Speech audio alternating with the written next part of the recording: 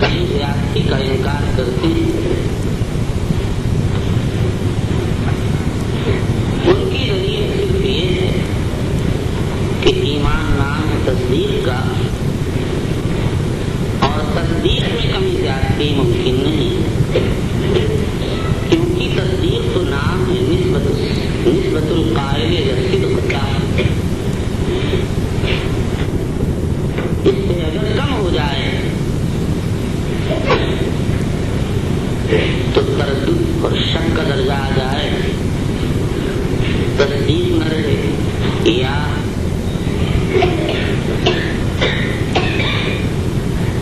نسبت قائل تصدیق کے بجائے اس کا عکس ہو جائے، یعنی نسبت القائل تو تصدیق فنا ہو جائے گی، تقریب آ جائے گی.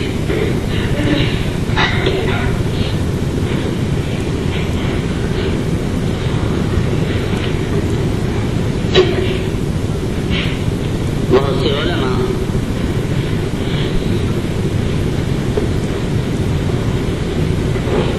کا خیال یہ ہے کہ تصدیق میں کم زیادتی نہیں ہوتی. ابو محمد ابن حزم ظاہری کہتے ہیں کسی بھی نسبت کے بارے میں تین ہی حالتیں ہو سکتی ہیں، یا تو آدمی قائل کو صدق کی طرف منسوب کرے گا یا کذب کی طرف منسوب کرے گا، یا متردد ہوگا. اگر کذب کی طرف نسبت کر دی گئی تو تصدیق نہیں رہے گی، اور اگر تردد آ گیا تو تصدیق نہیں رہے گی. لہذا تصدیق میں کوئی کمی زیادتی ممکن نہیں ہے.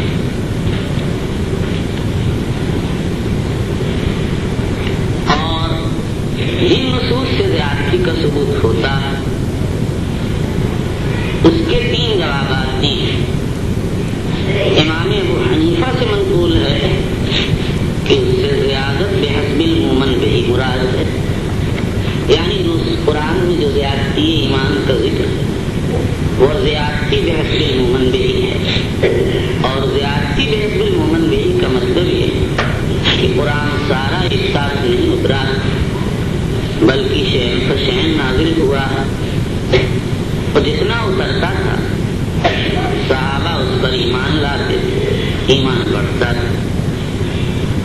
لیکن یہ توجیہ سے انہی آیات کے ساتھ خاص ہو جاتی ہے، اور احادیث شفاعت سے جو کمی زیادتی معلوم ہوتی ہے وہاں یہ توجیہ نہیں چل سکتی الا کہ کوئی یہ کہے کہ ان میں زیادتی سے مراد اعمال کی کمی زیادتی ہے،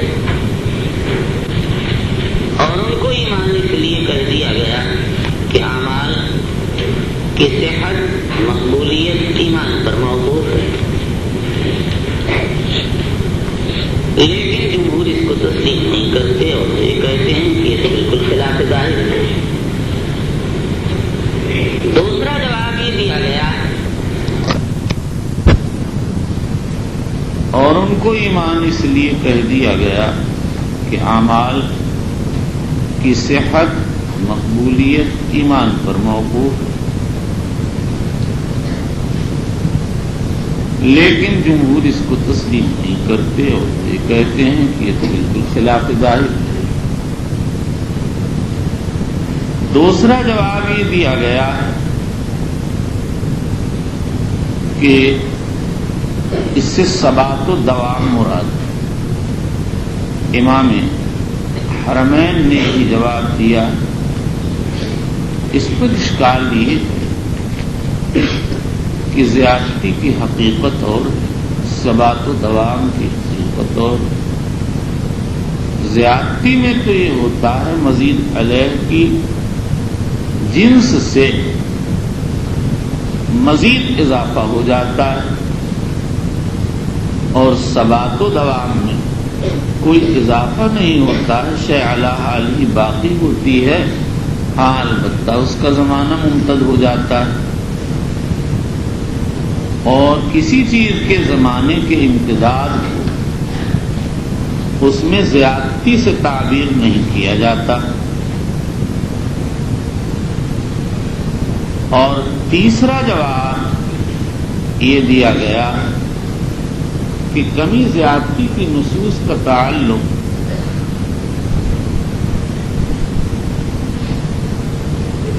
ماہیت ایمان کے مقومات سے نہیں بلکہ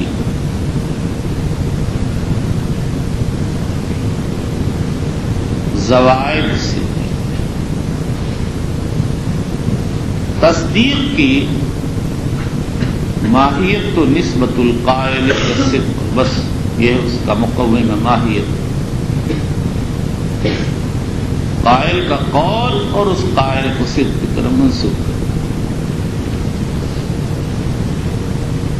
اور زیادتی کی نصوص کا تعلق ماہیت ایمان کے ارکان سے بلکہ زوائد سے. جیسے دو آدمی ایک کمزور نحیف لاغر مرنے کے قریب اور دوسرا مضبوط تناور طاقتور، وصف انسانیت میں دونوں مساوی ہیں. اگر منطقی اصول پر ان کی حقیقت کی وضاحت کی جائے گی تو دونوں کو حیوان ناطق کہا جائے گا.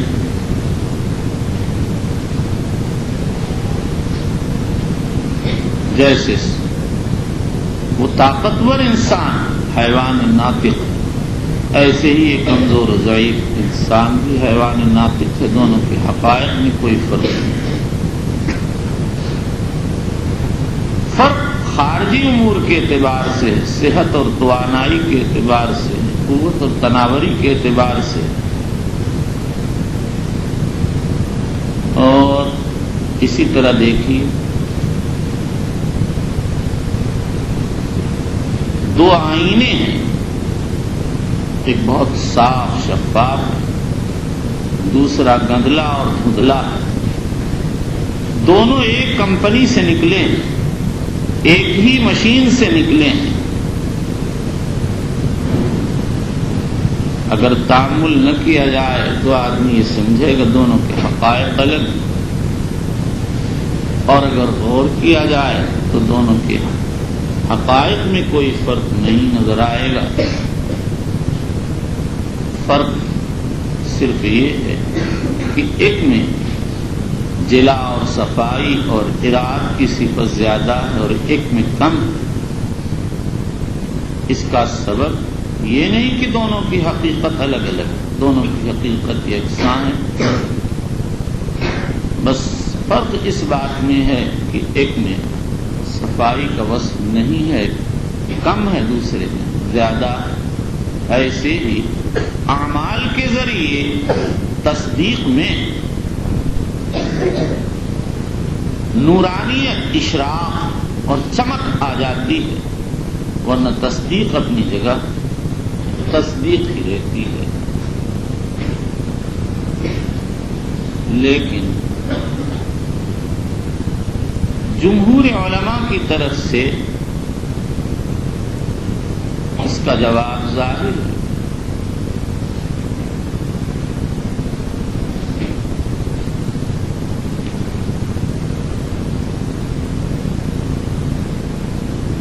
ہر ایک کی تصدیق یکساں نہیں ہے. فرق، ایک یہودی اپنی یہودیت پر قائم ہے، لیکن اتنا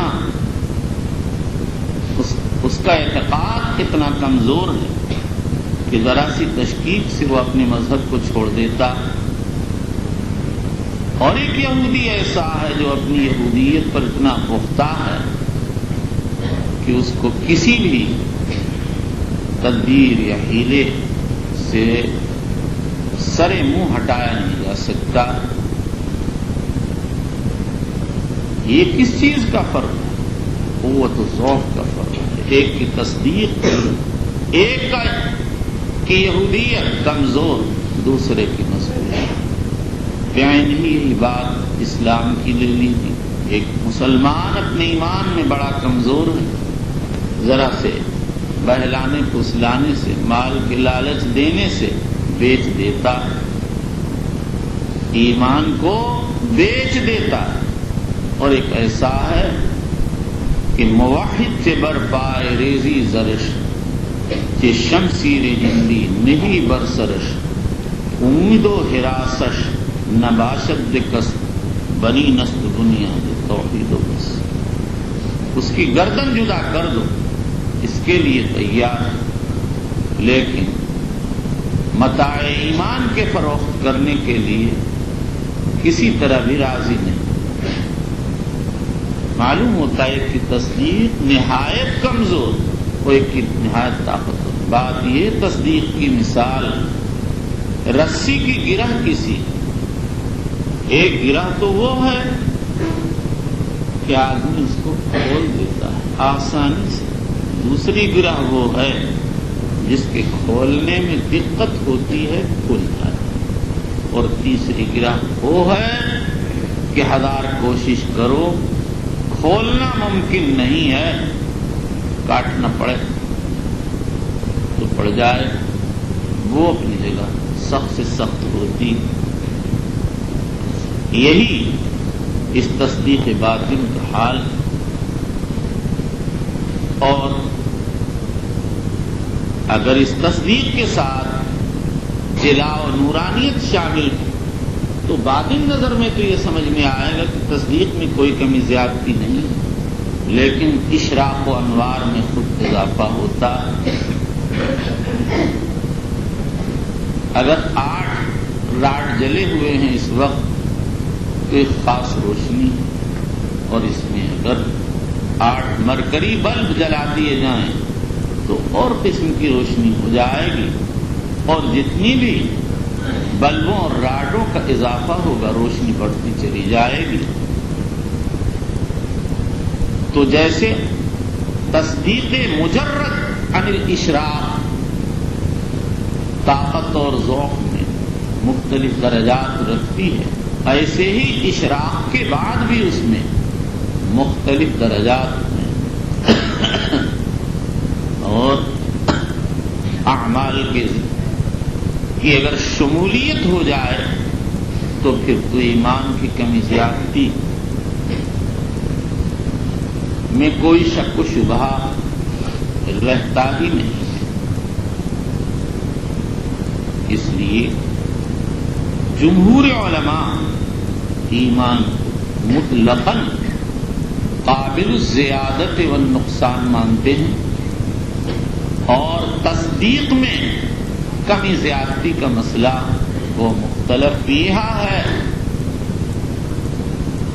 امام ابو حنیفہ، ابو محمد بن حزم ظاہری، عام متکلمین و شاعرہ قائل نہیں، لیکن امام احمد بن حنبل فی روایت، محدث ابن خزیمہ، ابو عبداللہ الحلیمی، امام بیہقی، ابو الحسن ابن بطال، امام ابو حامد غزالی، امام نووی اور تقی الدین سبکی وغیرہ ایمان تصدیق میں کمی زیادتی کے قائل ہیں۔ شیخ الاسلام ابن تیمیہ اور حافظ ابن رجب حنبلی نے امام احمد سے یہی ایک روایت نقل کی اور اسی کو اصح الروایتین قرار دیا، اور ابھی اس کو مثالوں سے واضح کیا گیا ہے، جس کے بعد شک و شبہ کی کوئی گنجائش باقی نہیں رہتی۔ اب صرف ایک بات رہ جاتی ہے، وہ یہ کہ اتنی واضح بات ان متکلمین سے اور خصوصاً امام ابو حنیفہ سے کیسے مخفی رہ گئی، جو ہندی کی چندی کرنے والے ہیں، بال کی کھال کھینچنے والے ہیں۔ اس کا جواب یہ کہ ان حضرات نے صرف نسبت الی الصدق کو دیکھا، اور ظاہر ہے کہ اتنی سی چیز میں اضافے اور کمی کا کوئی سوال نہیں ہوتا ہے، لیکن اس کے بعد کے درجات میں کمی اور زیادتی خود ظاہر ہے۔ والغیب عند اللہ سبحانہ۔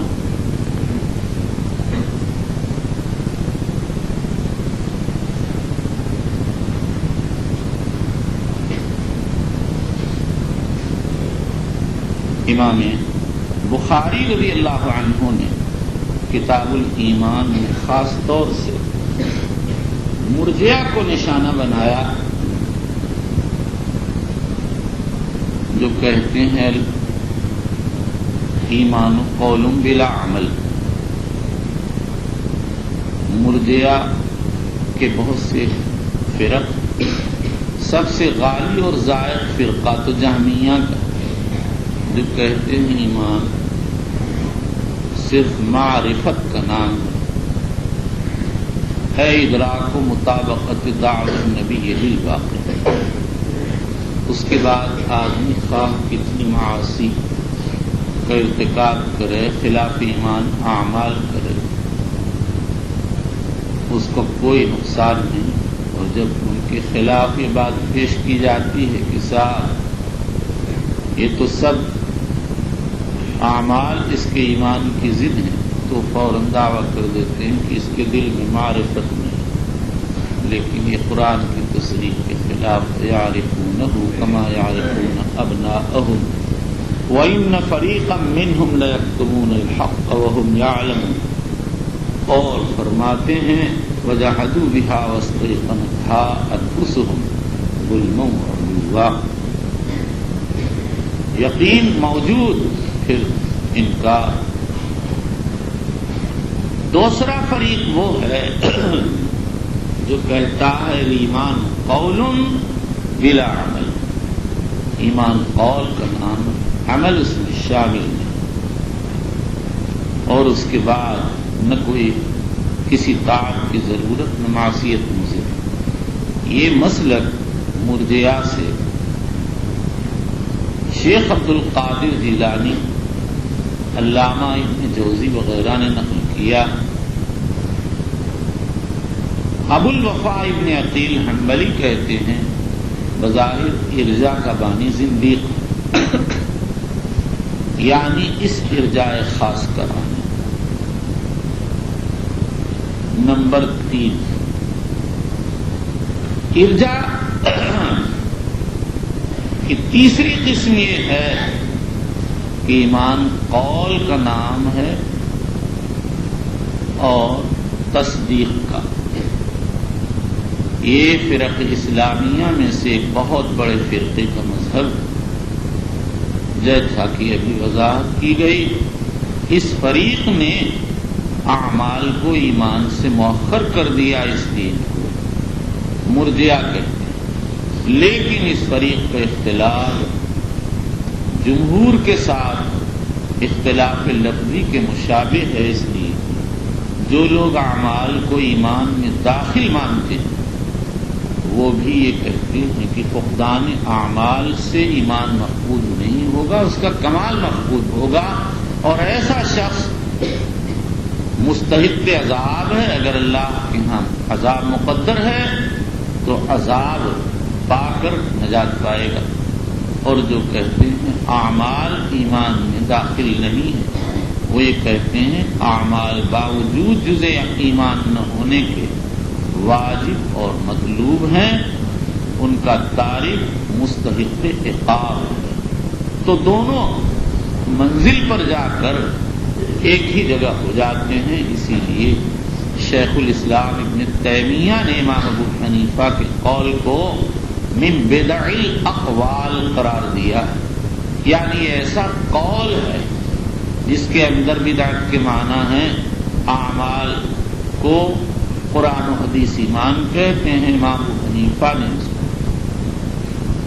ان کے ایمان ہونے کا انکار کر دیا، لیکن ہم امام ابو حنیفہ کی طرف سے جواب کا اشارہ کرا ہے کہ اصل میں امام صاحب کے دور میں معتزلہ اور خوارج کا زور تھا، اور یہ لوگ تارک اعمال کو درگاہ ایمان سے باہر قرار دیتے تھے، اس لیے امام صاحب نے لوگوں کے عقیدے کو بچانے، ایمان کو بچانے کے لیے یہ کہہ دیا کہ یہ اعمال ایمان میں داخل ہیں۔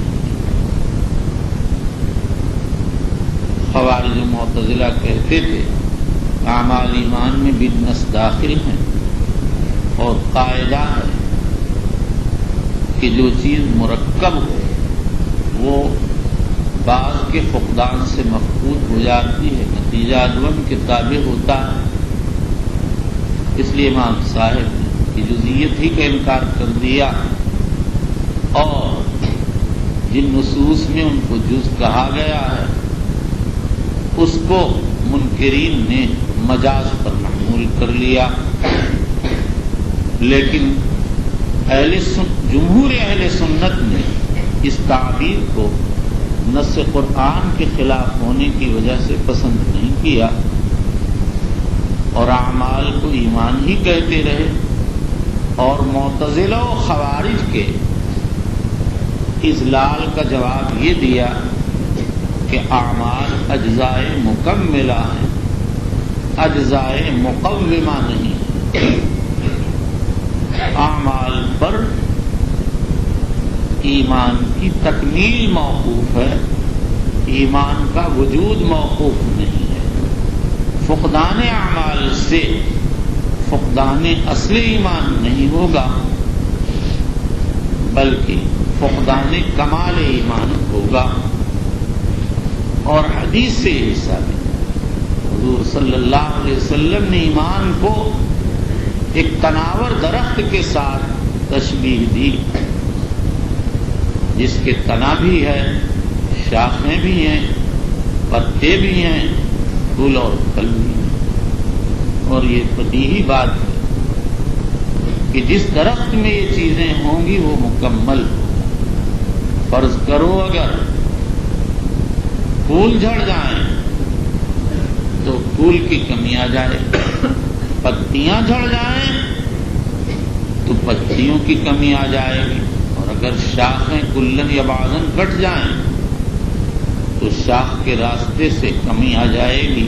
بہرحال درخت اپنی جگہ موجود رہے گا، اس کے درجات، اس کے کمال کے درجات میں ضرور نقص آ جائے گا۔ فرمایا الایمان بضع و ستون شعبۃ والحیاء من الایمان، رواہ البخاری رحمہ اللہ، وتقدم لفظ مسلم وقد اخرجہ بلفظ مسلم البخاری فی کتاب الادب المفرد، واللہ سبحانہ اعلم۔ تو امام بخاری نے اس کتاب میں مرجئہ کو نشانہ بنایا اور سب پر رد کیا ہے، جو کہتے ہیں ایمان نام معرفت کا ان پر بھی، جو کہتے ہیں ایمان سے قول کا نام ان پر بھی، اور جو کہتے ہیں ایمان قول اور تصدیق کا نام ہے ان پر بھی سلف کا قول نقل کر دیا، ایمان قول و عمل یزید و ینقص۔ اور بتا چکا کہ ائمہ احناف میں سے امام ابو یوسف اور صراحتاً اسی کے قائل اور قاضی اور ابراہیم یوسف ماکیانی کے قول سے بھی نکلتا ہے، فہذا هو الراجح۔ اور امام ابو اللیث سمرقندی رحمۃ اللہ علیہ بھی اسی کے قریب پہنچے ہوئے ہیں، کہتے ہیں ایمان یزید ولا ینقص، واللہ تعالی اعلم۔ کل کا اور آج کا سبق مجھ کو لکھ کے دینا ہے، سمجھ میں آیا؟ قال اللہ تعالی لیزدادوا ایمانا مع ایمانہم وزدناہم ہدی ویزید اللہ الذین اہتدوا ہدی والذین اہتدوا زادہم ہدی وآتاہم تقواہم ویزداد الذین آمنوا ایمانا وقولہ عز وجل ایکم زادت هذه ایمانا فاما الذین آمنوا فزادتهم ایمانا وقولہ فاخشوہم فزادہم ایمانا وقولہ وما زادہم الا ایمانا وتسلیما۔ یہ وہ 8 آیات ہیں جن کی طرف امام عبداللہ ابن مبارک نے اپنے قول مذکور میں اشارہ کیا تھا، اور غالب البخاری کو ابن مبارک کا قول ثابت ان کے مشائخ کے واسطے سے پہنچا ہوگا۔ امام بخاری نے ان کے اتباع میں 8 آیات کو جمع فرما دیا۔ والحب فی اللہ والبغض فی اللہ من الایمان۔ حضرت امام بخاری نے اس سے ابو امامہ کی حدیث کی طرف اشارہ کیا، من احب للہ وابغض للہ واعطى للہ ومنع للہ فقد استکمل الایمان، رواہ ابو داؤد۔ وكتب عمر بن عبد العزيز إلى عدي بن عدي أن للإيمان فرائض وشرائع وحدودا وسننا، فمن استكملها استكمل الإيمان ومن لم يستكملها لم يستكمل الإيمان، فإن أعيش فسأبينها لكم حتى تعملوا بها، وإن أمت فما أنا على صحبتكم بحريص۔ عمر بن عبد العزيز رحمۃ اللہ علیہ کا یہ اثر امام احمد اور ابن ابی شیبہ نے اپنی اپنی کتاب الایمان میں روایت فرمایا۔ عدی ابن عدی، یہ عدی ابن عمیرۃ الکندی ہیں، عمر ابن عبد العزیز کی طرف سے جزیرہ کے حاکم تھے۔ ان للایمان فرائض، فرائض اعمال مفروضہ، شرائع عقائد دینیہ، حدود منہیات، سنن مندوبات۔ بعض علماء یہ کہتے ہیں کہ یہ اثر مصنف کے دعوے کے مطابق نہیں، ان کا دعویٰ تو یہ ہے ایمان قول و عمل کا نام، اور اثر سے یہ ثابت ہوتا ہے کہ ایمان کی ایک اصل ہے، اس کے لیے اعمال فرائض وغیرہ ثابت۔ اس کا جواب یہ ہے کہ امام بخاری نے پورے اثر کو سامنے رکھا ہے۔ آگے یہ بھی تو ہے فمن استکملھا استکمل الایمان، معلوم ہوا کہ ایمان کا کمال فرائض و شرائع اور حدود و سنن کی رعایت پر موقوف ہے، اور ان للایمان سے یہ بتانا مقصود ہے کہ ایمان ایک ایسی حقیقت ہے جو بہت سے متعلقات رکھتی ہے، اس کے کمال سے ایمان کامل ہوتا ہے۔ اور ایک جواب یہ دیا گیا کہ ابن عساکر کے نسخے میں ان الایمان فرائض وارد ہوا ہے،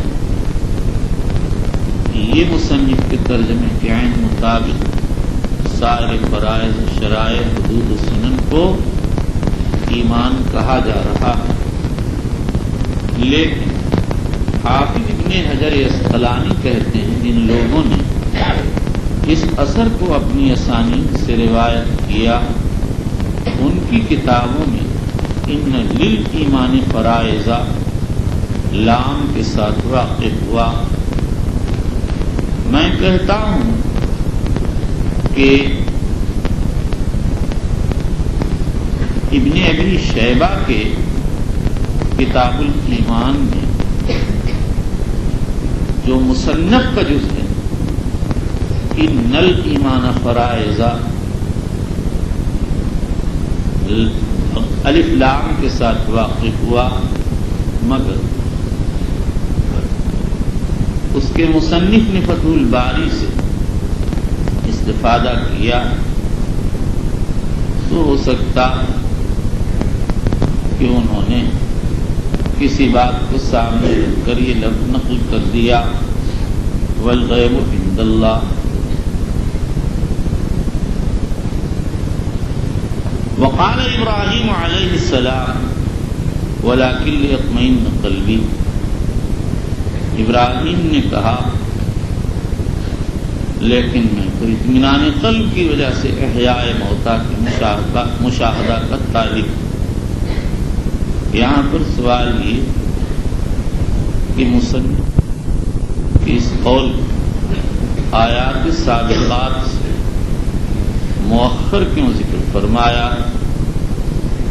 حضرت گنگوہی تو کہتے ہیں اس لیے کہ یہ ابراہیم کا قول ہے. اس پر اشکال یہ ہے اگر یہ بات تو ان کو آیات کے بعد ہونا چاہیے اور یہ خود آیت. ہمارا خیال یہ ہے والغیب عند اللہ کہ بخاری نے جب آیات خمسہ سے ایمان کی زیادتی ثابت کر دی تو اس کے بعد حدیث کی طرف اشارہ کیا اور اس سے ایمان کی کمی زیادتی ثابت کی اور پھر عمر ابن عبدالعزیز کا حکم لا کر یہ وضاحت کی کہ ایمان کے مکملات جو اعمال ہیں وہ یہی فرائض، شرائط، حدود و سنت ہے. اور جب قرآن و حدیث اور اثر سلف سے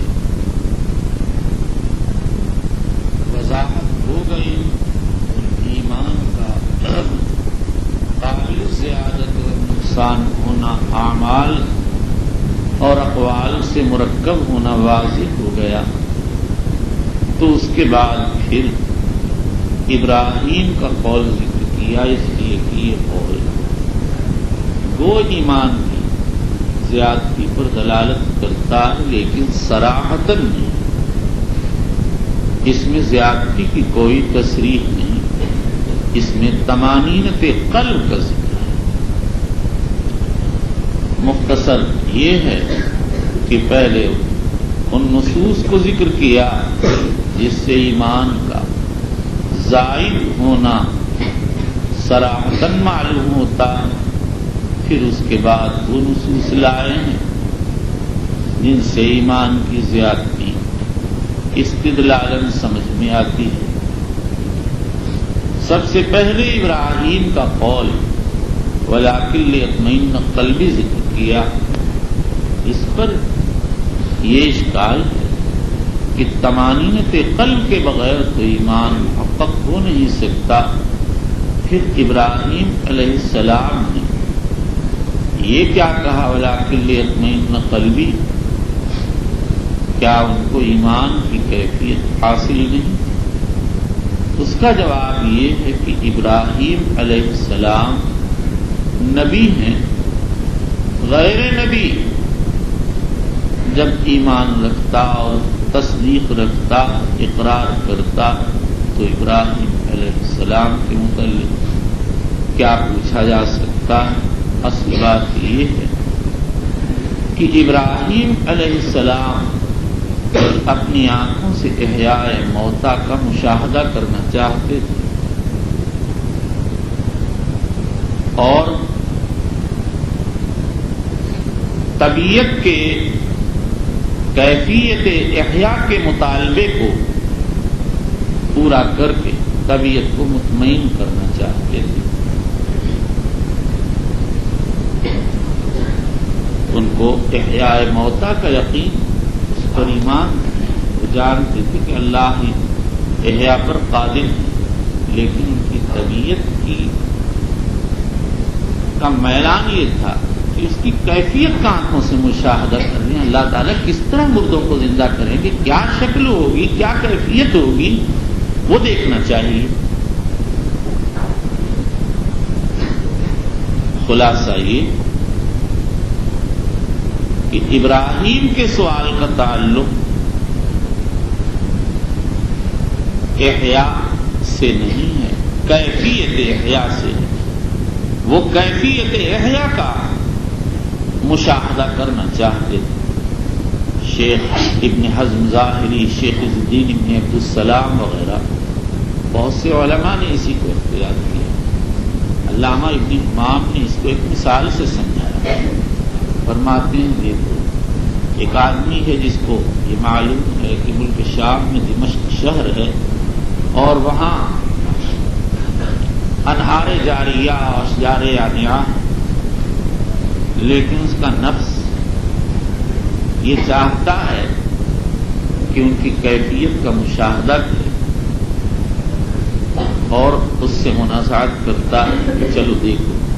تو ظاہر ہے کہ اس آدمی کا دمشق کے وجود پر یقین ہے، وہاں کے انہار و اشجار و باغات کو تسلیم کرتا ہے، لیکن اس کا نفس چاہتا ہے کہ اس کی کیفیت دیکھ لے، کس طرح سے پانی جاری ہوتا، کیسے نہریں بہتی ہیں، وہاں کے اشجار کیسے ہیں. یہی جواب سب سے اچھا ہے. دوسرا جواب یہ ہے کہ ابراہیم علیہ السلام کو احیاء موتا کا علم نظری استدلالی تو حاصل تھا.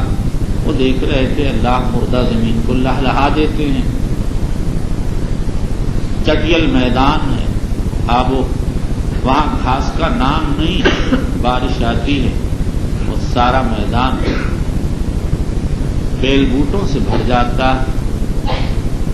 اور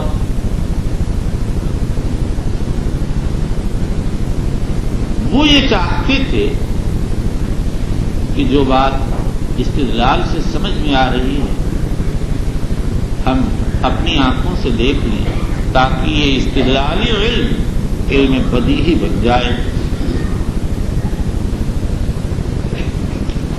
یا بتعبیر دیگر حضرت ابراہیم علیہ السلام علم الیقین سے ترقی کر کے عین الیقین تک پہنچنا چاہتے تھے.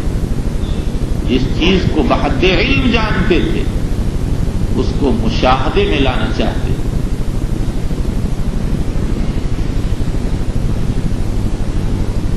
وقال معاذ اجلس بنا نؤمن ساعة، معاذ نے فرمایا ہمارے پاس بیٹھو تھوڑی دیر ہم ایمان لائیں. معاذ میم کے ضمہ کے ساتھ، اسی طرح سمعانی ابن اسیر جزری نے ضبط کیا،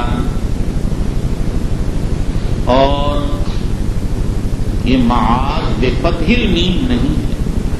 وہ ہمارے حلقوں میں یہ نام اسی طرح مشہور ہے. معاذ نے اجلس کا خطاب اپنے شاگرد اسود ابن ہلال کو کیا. نومن ساعتن، یہاں پر یہ اشکال کہ معاذ کا یہ اثر ترجمے کے مطابق نہیں، اس میں تو ایمان کی زیادتی کا کوئی تذکرہ نہیں.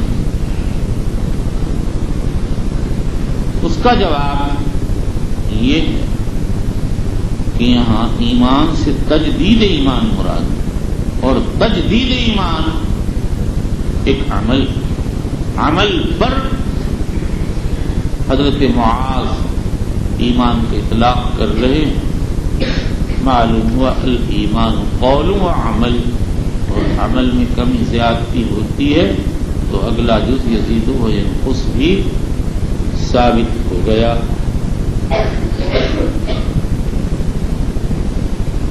معاذ کا یہ اثر امام احمد ابن ابی شیبہ ابو عبید نے اپنی کتاب الایمان میں روایت کیا.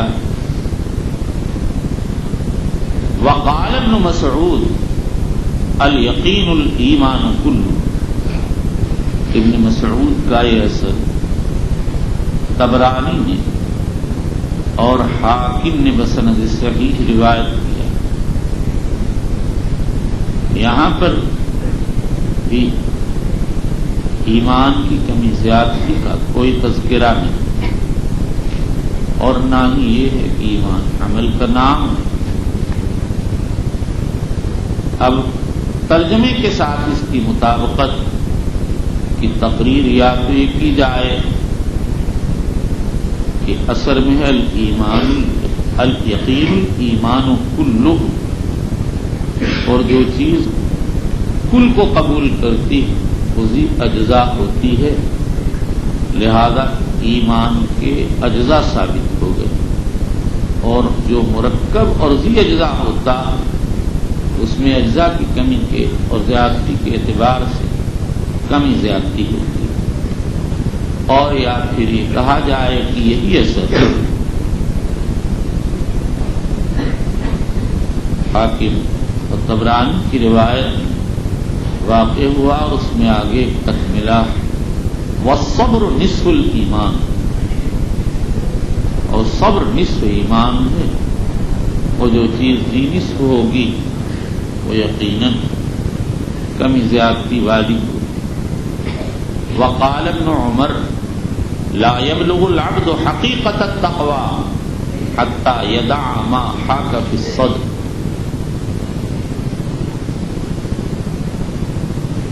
بندہ کمال تقویٰ تک نہیں پہنچ سکتا جب تک کہ دل کی کھٹک کو نہ چھوڑ دے۔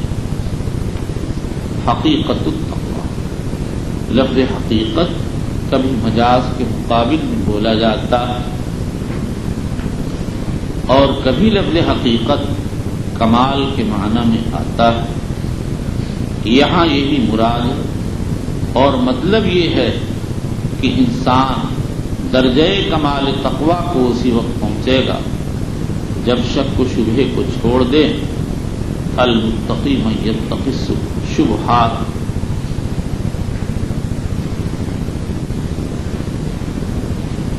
ایک روایت میں لا یکون العبد من المتقین حتی یدع ما حاک، حتی یدع ما لا باس به حذرا مما به الباس، آدمی اسی وقت متقی ہوگا جب بعض حلال چیزوں کو اس خوف سے چھوڑ دے کہ کہیں اس حلال کا تناول کسی حرام یا مشکوک میں نہ پہنچا دے۔ حافظ ابن حجر عسقلانی کہتے ہیں لم اقف علی اثر ابن عمر موصولا، میں کہتا ہوں یہ اثر مجھ کو بائیں لفظ تو نہیں ملا، لیکن اس کے معنی مل گئے۔ بلاذری نے انصاب الاشراف میں حکم سے نقل کیا ان ابن عمر قال لا يصيب الرجل حقیقت الایمان حتى يترك المراء وهو صادق والكذب وهو مازح۔ لا يصيب لا يبلغ کے معنی ادا کرتا، اور حقیقت الایمان حقیقت التقوی کے معنی آگے حتى يترك المراء وهو صادق حتى يدع ما حاك في الصدر کے معنی کو ادا کرتا۔ آدمی جب حق پر ہوتا تو جھگڑا نہیں چھوڑتا، کہتا میں تو حق پر ہوں، میں کیوں چھوڑوں؟ لیکن اگر چھوڑ دے تو ایسی صورت وہ دل میں ایک کھٹکا ہوگا کہ میں تو حق پر تھا، مگر بہرحال ما حاک فی الصدر کو اس نے چھوڑ دیا کہ بھئی کیا ضرورت ہے لڑائی کرنے کی، دل میں کھٹکتی ہے یہ بات کہ لڑائی سے مکت ہو جائے گا، نفرت پھیل جائے گی، اس لیے وہ اس بغض و نفرت کے خطرے کو احتمال کو ختم کرتا، جس کی شکل یہ ہوتی ہے کہ وہ حق پر ہونے کے باوجود میرا اور منازعات کو چھوڑ دیتا۔ وقال مجاہد شرع لکم من الدین ما وصى به نوحا اوصیناک یا محمد وإیاہ دینا واحدا۔ علامہ سراج الدین بلقینی فرماتے ہیں